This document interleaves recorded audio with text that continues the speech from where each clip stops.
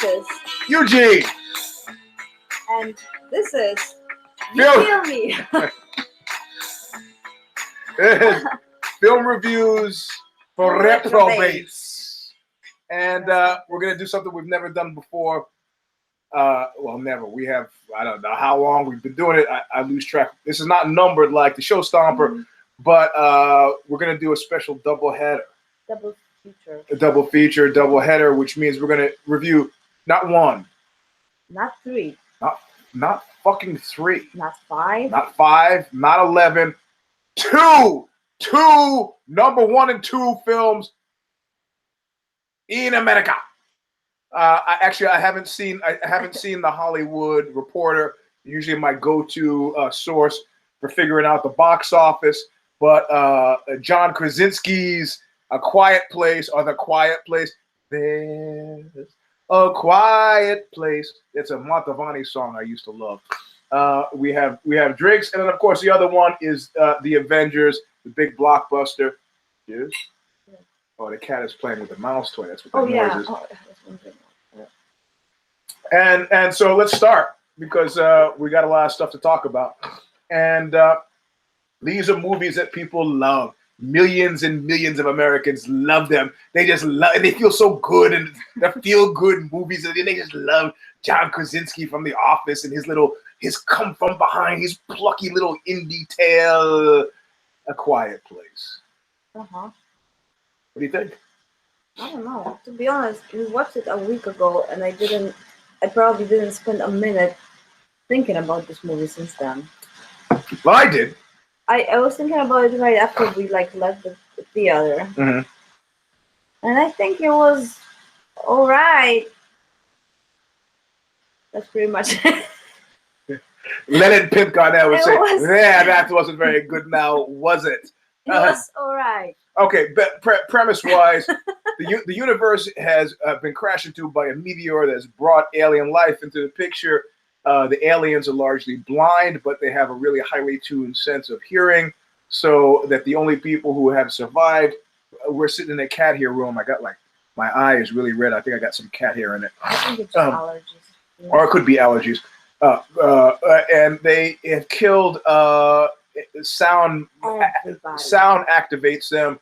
And, you've got this kind of ham-handed billboard in the background and the survivors' family's living den that you are on your own. That was my favorite. The circular from the government that came that you are on your own in newspaper headlines. We're talking about the impending apocalypse. So a good portion of the movie is spent in total silence, which makes it a conceptual conceit that we really like. It was. We've talked about before about how difficult it is to actually make a horror movie because everybody's, you can't. You fool me once with Wolfman, you can't fool me twice. People have their favorite. They have their favorite horror movie alleyways and their favorite tropes. Yeah. But after The Exorcist, I got you. The devil, you're not scared. Oh, Hellraiser. And that's why inevitably these movies end up trundling into comedy. Freddy Krueger was a scary. And then by the 5th one, he's cracking jokes and having, hot dog and barbecue fries. It's a pretty regular thing that horror movies shouldn't really have the 2nd, 3rd, 4th, 5th part. It's kind of like a sign of desperate. It's like you can tell that people are desperate to kind of like ka-ching. It's a sign that people are counting the cash. Yeah. Cash. Get more cash. Yes, so they're hoping that naive people are gonna go and watch the 2nd part and the 3rd part because the 1st part was good, and usually the 2nd part is kind of shitty. So. And generally, that's how we do with things that give us pleasure. If I did something once, if I had a gin and tonic once, my 8th gin and tonic will be just as good as the 1st one. And that is the case if I stretch that out over several months. So would it make you feel better? In the course of a single evening, 8 gin and tonics would not make me feel better. Really, yeah, over the course of 12 months, they probably would. So in this instance, silence is golden, and we have a family. We have a young son, let's call him the young son. I just don't remember. We have the scaredy cat son, who is usually that part played by Bill Paxton. And man, you go, I'll stay. Scaredy cat son. And then we have the sullen Winona Ryder-esque deaf teenager, oldest daughter. And then you have a mother and father played by the real life husband and wife Emily Blunt and John Krasinski from The Office. Yeah, the children look like they're straight from Stranger Things cast, so that's kind of nice. And the deaf daughter is apparently in real life, according to my kids, really deaf. So we're gonna tell you a little bit about the beginning because it's necessary. So they are in a supermarket, apparently, as you soon come to figure out, amassing provisions. They fill up, they're being very quiet, they're filling up their backpack with other things they can find. And the kid, the young kid, let's call him the young kid, is drawing on he's got a crayon, he's drawing on the floor while his parents creep around and get provisions.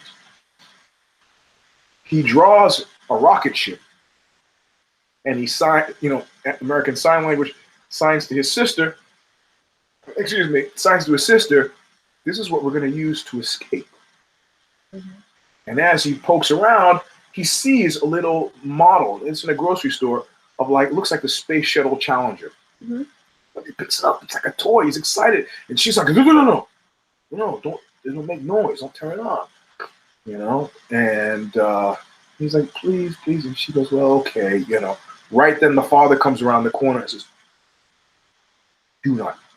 They all pretty much do. They're all doing sign language. There's really little words in this movie. Right. So the father takes the batteries out and gives the toy back to the kid, and they leave.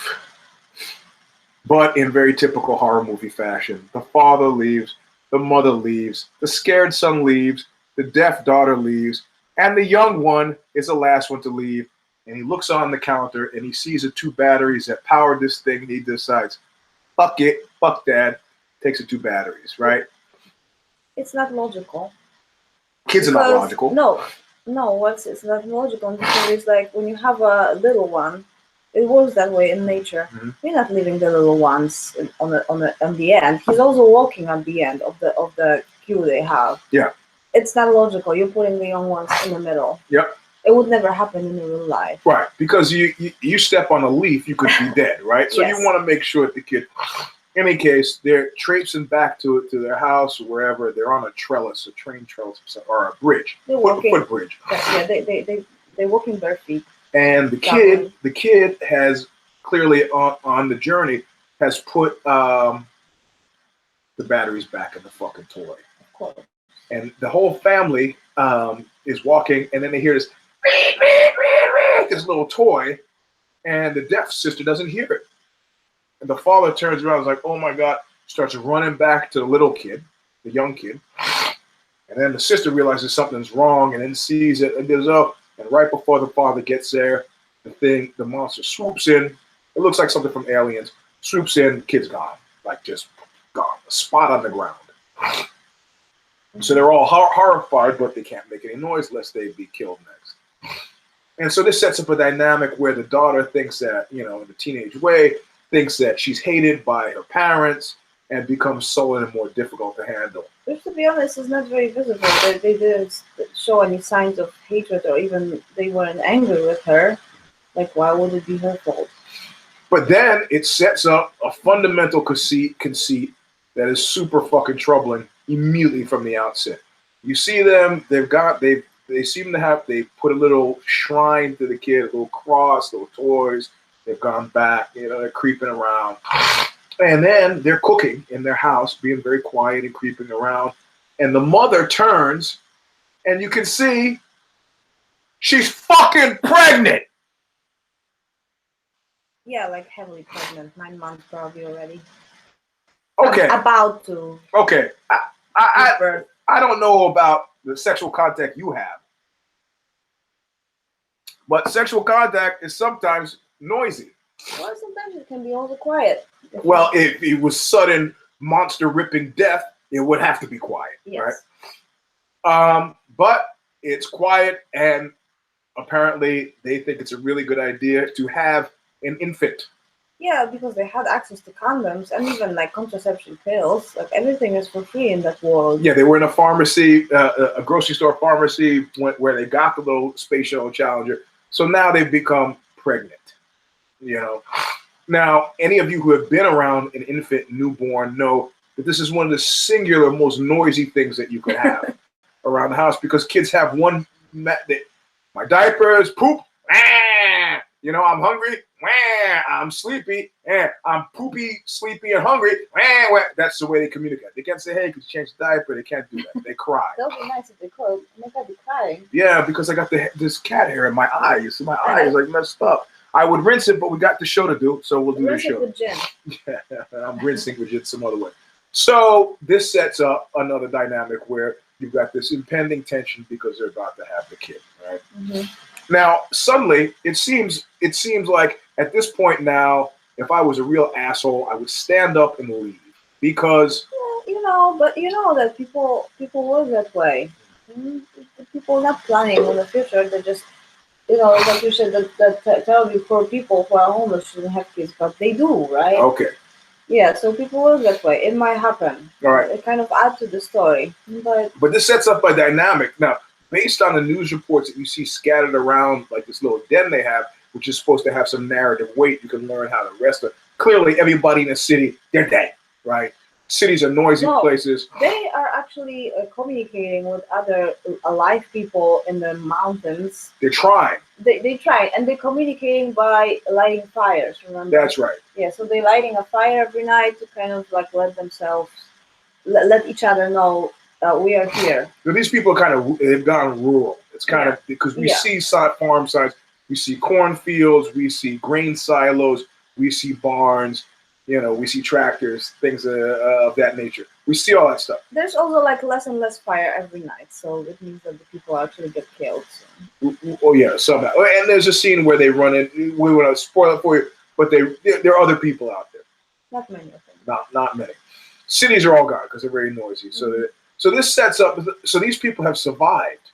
This whole family has survived. So whatever they need to survive, they suddenly go from being the smartest people left on Earth, apparently, because they survived. So some of the smartest people left on Earth, they instantaneously become some of the stupidest people magically left alive on Earth. Surprise, surprise. Right. So they have a kid, and they have a basement that they've attempted to soundproof.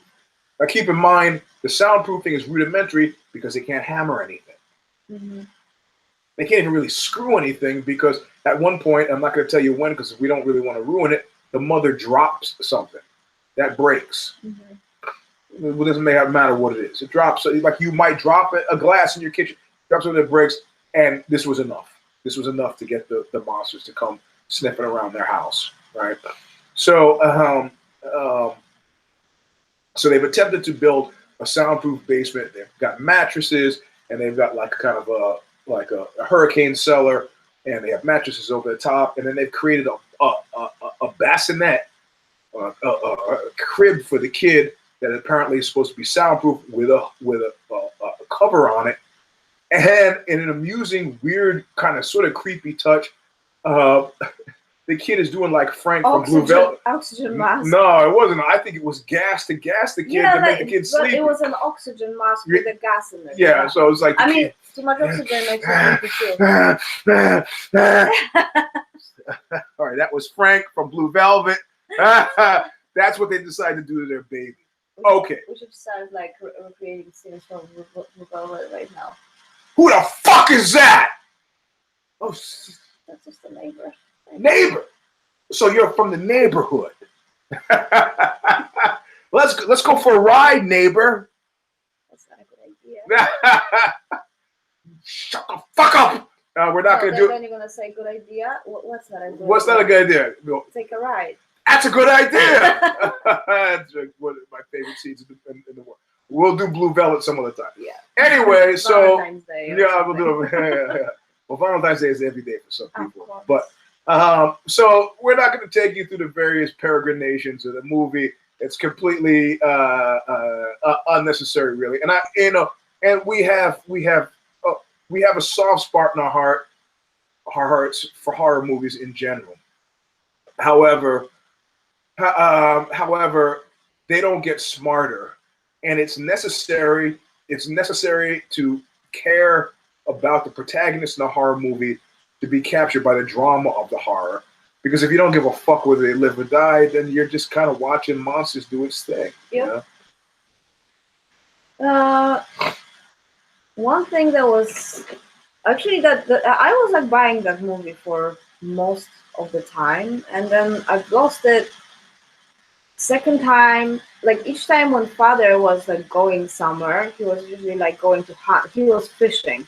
Fish was their like main source of um, food, fish and everything that they farmed, and like fishing is quite Quiet. silent. Yeah. So each time when he was going out somewhere, terrible things were happening. It's like, you know, that thing, that stereotype that the family without the head of the family is falling apart, and that stupid woman, of course, went to labor right after the father left the house, and the stupid woman stepped into nail, you know, that was sticking from the stairs. So it was just like a disaster, and that disaster was repeated.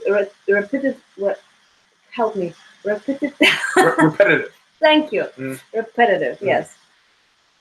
Each time when the father was gone, terrible things were happening, which is bullshit. But it was just annoying, and I lost it. At this point, I was not interested in the movie because it was just like a stereotype that it's just why. Right. Then another thing, the father at some point took the alive son. He said, "You gotta go with me. We're gonna go." The scaredy cat. The scaredy cat. We're gonna go to the woods. You know, to the river. And we're gonna get some fish. And the son is like, "No, daddy, no, please." And the daughter is like, "I'll go. I want to go." Mm-hmm. You know. And he's like, "No, you gotta stay with your mom." Why? Yeah. And why don't you leave the son and let the daughter go? Like, yeah, that wasn't. The boy is shitting his pants. He really don't want to go. The daughter apparently she doesn't care. And it would have been easy to have a narrative explanation along the lines of, well, we got to get over that fear. You got to get back on the horse, some bullshit like that. Or alternatively, you know, your sister has been. We've gone through the childbirth stuff. She could help out if your mother goes into labor, or any number of different things. But they make no effort to explain it, and that's the beginning of, you know, the contrivance that makes you feel guilty for liking the movie, right? I mean, conceptually, great idea. I mean, it was a derivation of the whatever the hell that horror movie is, where the aliens come and they're killed by the common cold. War of the Worlds, which was you know, remade with Tom Cruise, started by Orson Welles, the Mercury Theater Players, but it was like a weird Hollywood pathos in this whole movie too, and it was kind of annoying. I like the fact that the daughter actually discovered how to fight them. Which is in a tradition. It goes back to Aliens, and even further beyond Aliens, it goes back to Night of the Living Dead, where they had the unexpected hero. Night of the Living Dead, of course, you know, George Romero said, you know, we just didn't even think that we were making a statement by having the black guy be the hero. You know, of course, subsequent to that, to punish black guys, always the first ones killed in the drama, but whatever. As far as I know, there were no African Americans in this movie, so I don't recall any. I think the monster may have been played by an African American guy, but but I have no way of knowing this. So anyway, we're not going to ruin the various peregrinations of the movie, because that's the fun of a horror movie, and we'd like you to see it under advisement. But the thing is, contrivance upon contrivance makes you feel guilty for liking it and semi-stupid. And then what we always do, we watch the film way through the credits. You know, like if you don't watch Goodfellas through the credits, you don't see Joe Pesci as Tommy, DeSimone doing Sid Vicious, My Way. You don't see that. You miss that. Or if you see the Avengers, you don't stay past the credits. You don't see there's cool stuff that happens, right? Sometimes. So we're watching the credits of this plucky little indie movie, and whose name comes up on the executive production team. that plucky little indie director himself, Michael Bay. He's like, get the fuck out of here. Come on. Come on. What are you selling us? We're not, because you saw it work for Get Out, so you're going to do the same thing. It's a plucky little indie feature. I didn't spend that much money on this movie. You mean Michael Bay, the Transformers guy? Yeah. How much was that fucking monster? It was an indie movie for him. Yeah, you're right. Okay, she's right.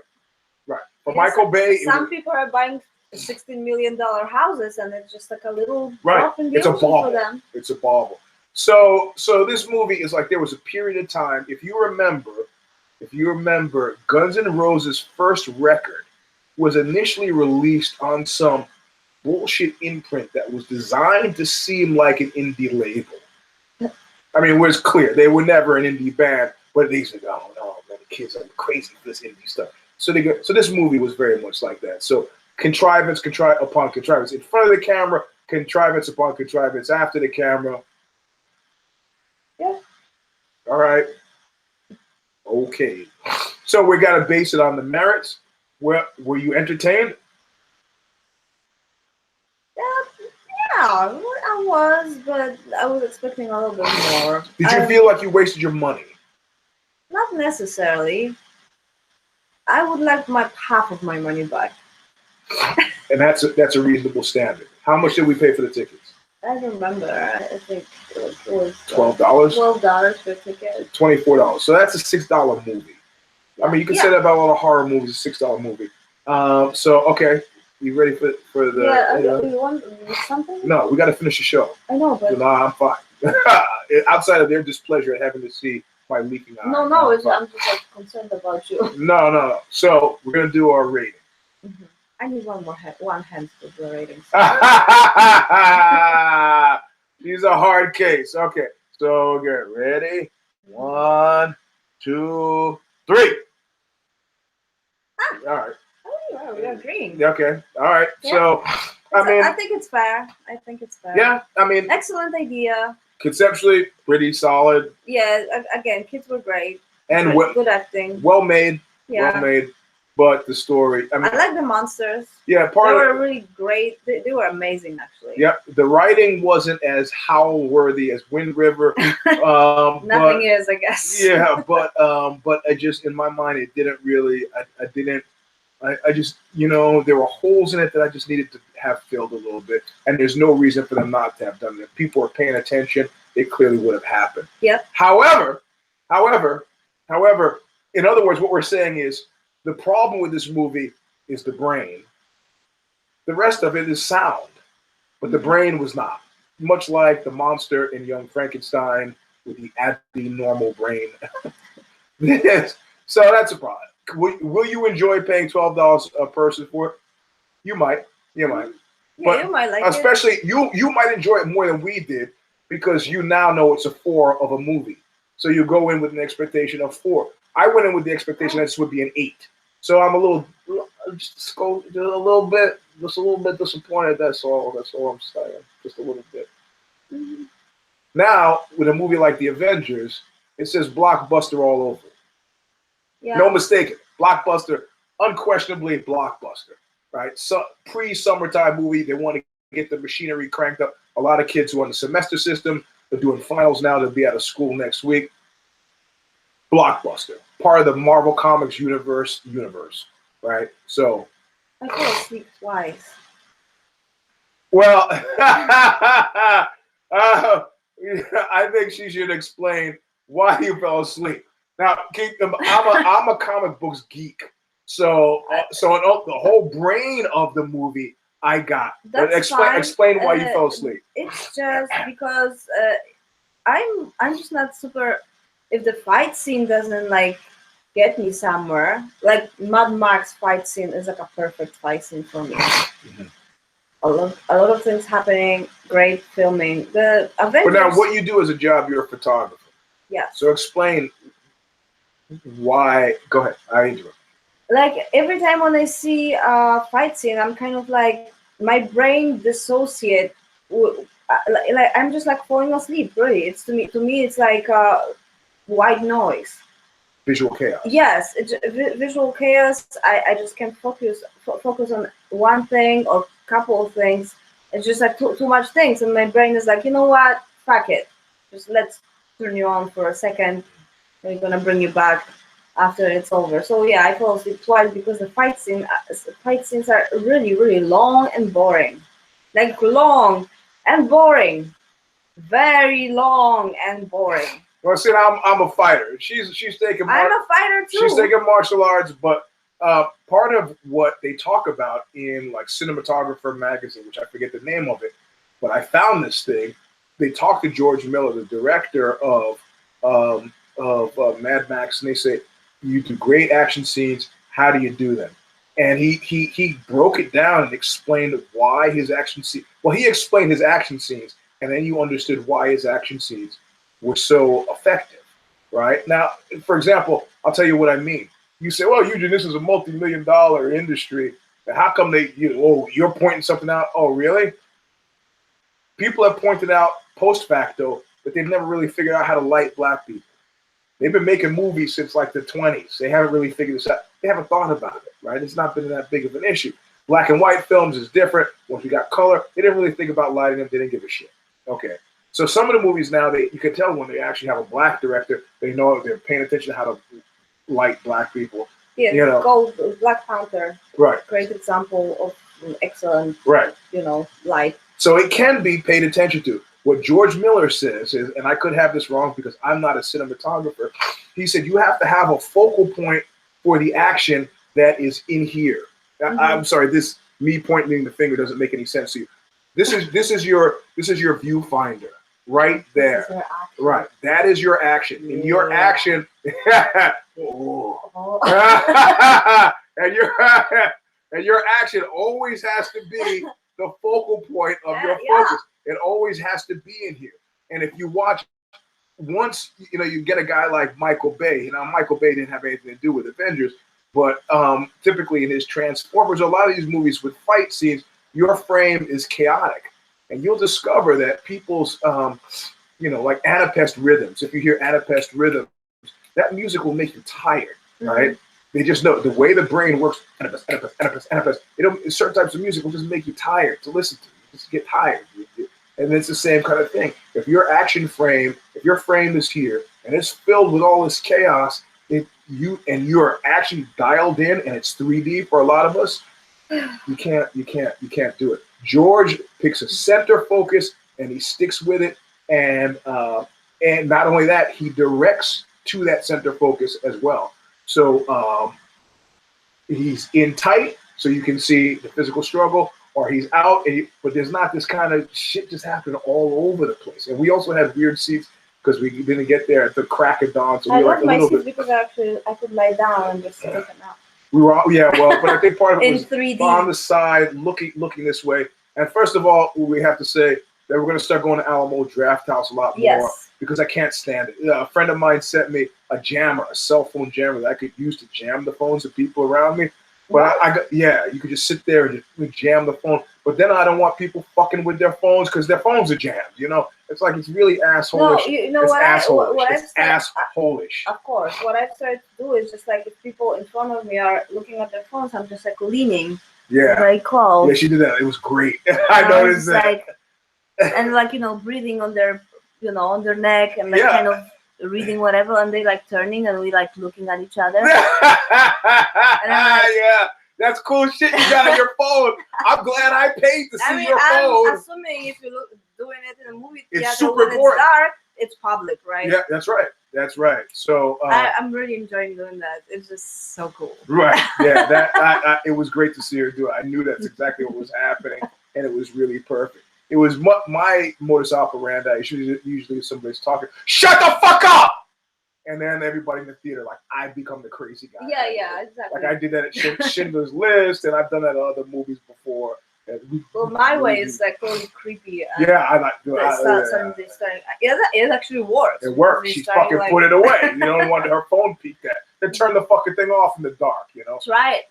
Okay, so now I'm a comic book geek from way back. So when we saw one of the Avengers movies from last year, and you stayed beyond the credits, and the face turned, I didn't have to be told it was Thanos. I knew it was Thanos right away. I was like, yeah. And at the end of this one, if you stay past the credits, they just had this color thing, and I was like, oh shit, Captain Marvel. Now I don't know which Captain Marvel they're gonna bring. My understanding is that they're gonna bring back the '80s Captain Marvel or '90s Captain Marvel, where Captain Marvel became a woman. Which would be great. Captain Marvel wasn't trans, but they just the thing that created Marvel changed from person to person, so you could have Captain Marvel. So why not? If you read I would love it was trans actually. Why not? Anyway, why not? But the original was not. He got from the in-betweener, he got universal consciousness. Like his hair used to be blonde, and after he was universal, he goes, you say I went through this universal consciousness. I can't tell you that I feel much different outside of my hair is now white. And the in-betweener says, how did you know your hair was white without a mirror? Oh, I see. So they didn't call them Infinity Stones in the early comic book. They called them Soul Gems. And which sounds like a right. So they had Soul Gems. So Soul Train. Right. So what I'm doing is I'm cross-referencing the original comic books that I was reading in the '70s, which I thought at the time would make a great story and a great movie, with how they've done it. Now, if you remember the old comic book, every time Thanos talked, they had a special typeface for him and a special thought bubble. So you imagine his voice. I thought Josh Brolin did a fantastic job of ideating. I love Thanos. Yeah, that was one of my favorite characters in this specific movie. Like I like all of them. I was very happy to see Guardians of the Galaxy, but Thanos was amazing. Yeah, like, seriously. Yeah, played by Josh Brolin. I mean, this is the kind of thing where if I was his father, who I know, of course, the sad thing is his father was a bigger star for a long time, and about the time of No Country for Old Men, his son just pulled away. So it's gotten so bad now, I don't even remember the father's first name. So he's mad. It's slipped into the recesses. But Brolin was great, and we won't be ruining the premise. We say that that Thanos, the Death God, he was one of the original Titans. His whole thing was he was a genocidal maniac, right? Kronos, his father, was father of time. I mean, it adheres to common mythology, but the reasons were different. For this adaptation, they said that he was doing it to maintain balance in the universe, which explains his role as Thanos, the bringer of death. But it doesn't explain it like the comic books did. The comic book said it was a love story, and it was embodied by Death as a very attractive quasi-Asian woman. You don't know why they changed it to the quasi-Asian woman, from the quasi-Asian woman, to make it to a skeleton. To essentially Thanos is Paul Ehrlich, and you only see the skeleton briefly, or they make mention of it, but it was more about his love of this woman, Death, than it was about him trying to achieve a universal balance. He goes, if I have 200 people, they all live in poverty, I could kill 100 of them live like kings. This seems to be a benefit. So which I thought was a reasonable zeitgeisty adaptation for those who knew the comic book, right? So I was not paying attention so much to the fight scenes, which I look as like narrative bridges, visual action bridges to the next piece of narration. I was focused on the narration. I didn't give a shit about the fight scenes, but Me neither. That's why I fell asleep twice. Yeah, but what about the rest of the story? No, I think in general. I mean, I guess what I'm asking is, does it, for you who didn't know the comic book necessarily, were you excited by the story? I mean, I had like enough insight of the story, because I'm like, for some reason, a lot of my friends are just comic book geeks, and you are. So I've heard a lot, and I've seen comic books actually. I enjoyed the story, but like it kind of reminded me of Captain Planet, I don't know, it's Captain Planet. See, the age difference sometimes.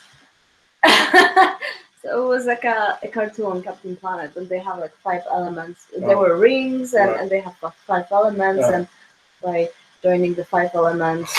Is it a movie or is it a cartoon? It was a cartoon. Okay. But I think it was a comic book too. Okay. Correct me if I'm wrong, but anyway, In general I enjoyed it, Mhm. but I enjoyed more like the previous stories. I really enjoyed Thor. I really enjoyed Guardians of the Galaxy. But that one was it's fine. It was fine. Like I trained from 10 to 5 that day, so it was like a perfect like a brain relaxer Mhm. for me. Yeah. Yeah, it was Well, I don't have any regrets for going and watching it in 3D. mhm. No, I thought this was maybe one of the more effective uses of 3D Hmm. that gave me a certain amount of pleasure. Yeah, visually it was of course Right. fantastic. I really liked it. I was again in the comics universe. Vision was one of my favorite comic book characters, but I never remember Vision being a white British guy, and I was sort of disappointed Who that was he? Paul Bettany played Vision, and of course Vision spent most of the movie on rocks because he was, by which I mean he was injured, so you didn't really get to see what his superpower. I mean, Kasia said, "Well, what's his?" He's just like a guy. When he became the Vision, he was red skinned, but generally he walked around. Never in the comic books did I ever see Vision donning. He always looked Vision. So I don't know. Oh, so he was always red He in the was always movie. red. I never saw him white. He was a cyborg, Oh, he So was a cyborg. Like sort of, yeah. I still couldn't figure out He what would was his. he would dematerialize his body, so his hand would become mist. He would place it inside somebody. I could reach inside Oh, your hand, okay. Oh, and and then then I for could turn it example, solid, and then it's like you've been shot through with some. So that's cool. he spends his time wounded. I completely forgot the name of his girlfriend. Kitty. I want to say Kitty Pryde, but I'm sure that's in those who know the comics, Marvel Comics universe will say. I think Kitty Pryde had something to do with Wolverine. I'm not sure. I'm forgetting. I'm forgetting. So, and then we only see the Hulk for 2 seconds, where the Hulk spends the whole as a comic relief, refuses to come out. Mark Ruffalo's in the movie, but dressed up in kind of an Iron Man suit, which is a strange twist, which actually works. It kind of works. I really like Spider-Man too. Yeah, yeah, That's so yeah, cute. yeah, yeah, yeah. I mean, the thing is, the writing was great. Yeah, The yeah. characterizations were great, and actually, the fight scenes. I'm going to have to say that I think that if you had called in George Miller to film those fight scenes, you could have had them go on the same length of time, and with a focal point that works, you wouldn't have fallen asleep. I don't mind the length of time. I mind that it was just like chaos, and I just couldn't. And my brain couldn't like process it. Maybe it was because I was training for 7 hours, but and I was just physically tired.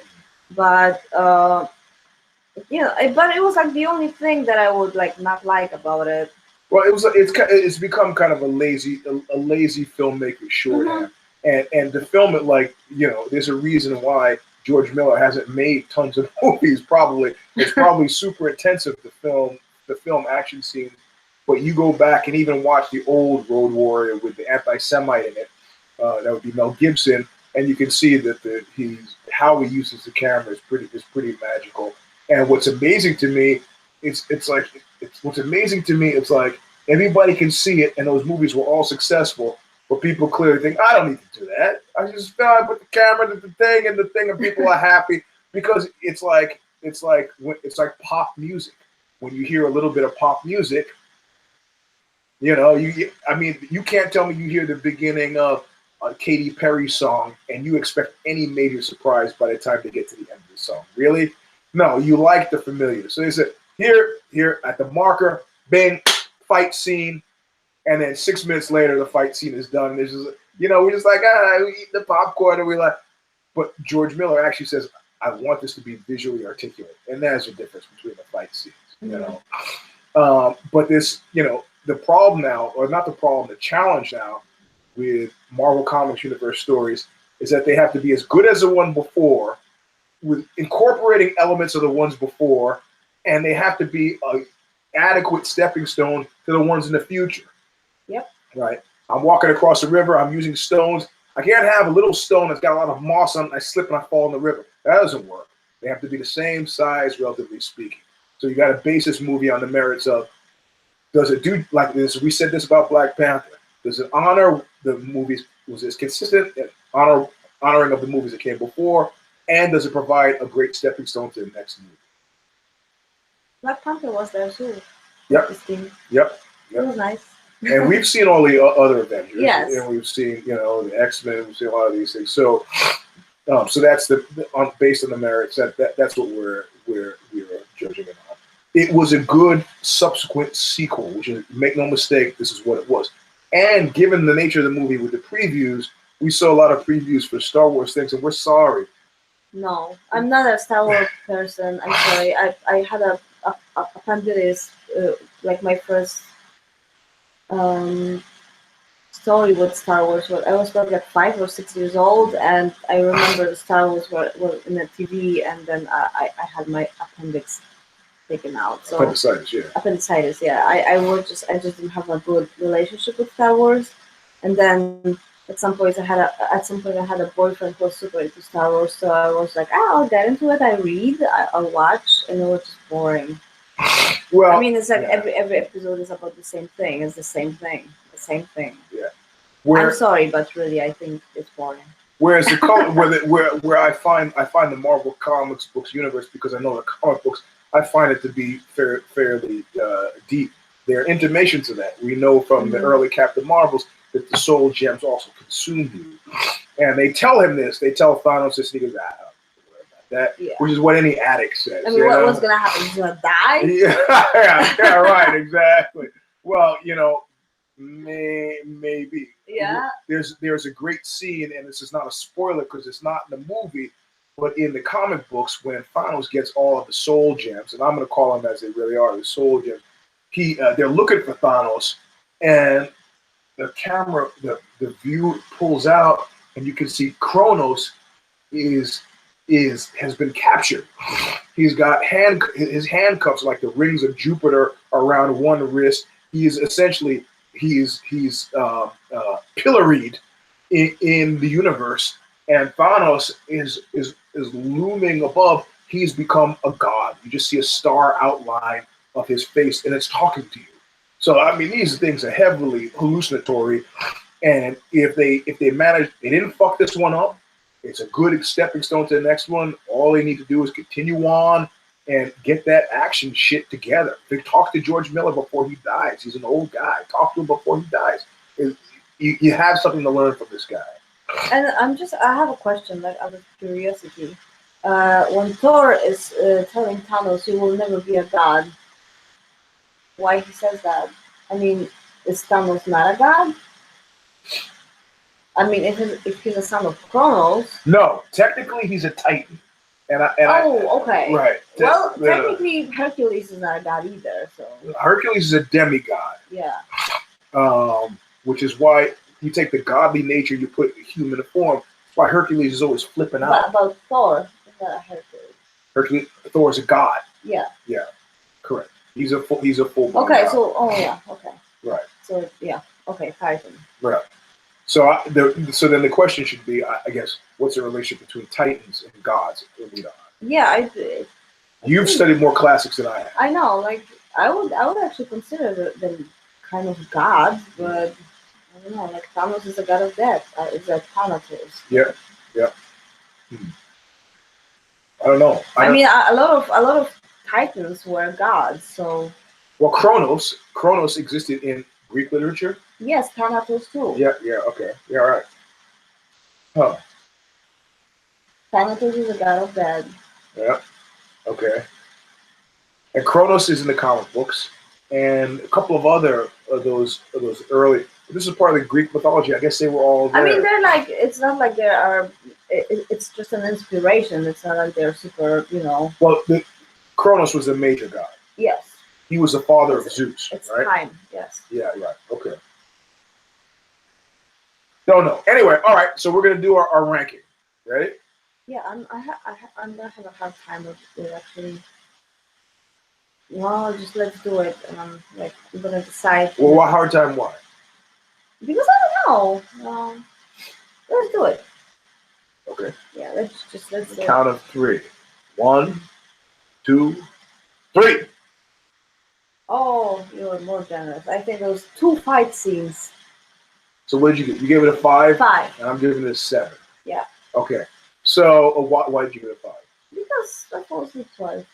I did this. If you had fallen asleep once, would you have given it a 6? Probably. Okay. Yeah. No, in general, I liked it. It was just like kind of a little bit too. It felt a little bit too long for me.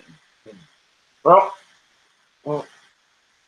I didn't fall asleep at all. But again, I might not be objective. Like you have to consider that I might not be objective. I didn't fall asleep at all. I had periodic rushes of rage. Why? That were connected to people's cell phone use Oh, that around too. me. Yes, that too. But because I guarantee you, if I stood up and began masturbating in the movie theater, people around me would have been annoyed.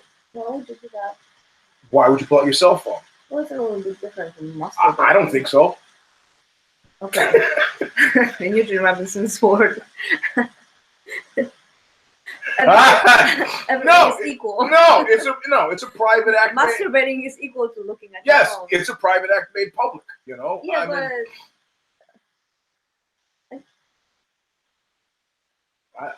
the point is, hey. Like I don't feel creeped out by people looking at their phone. I get angry.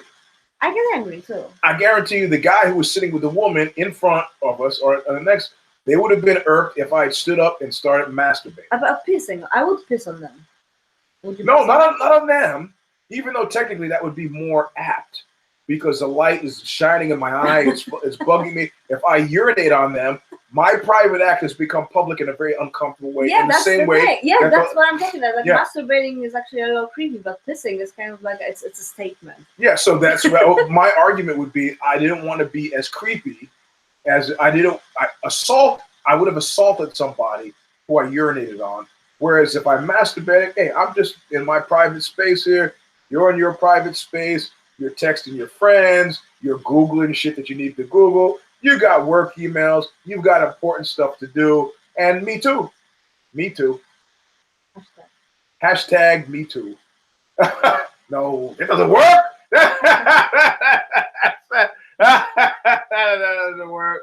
That means like I've got a creepy problem. No.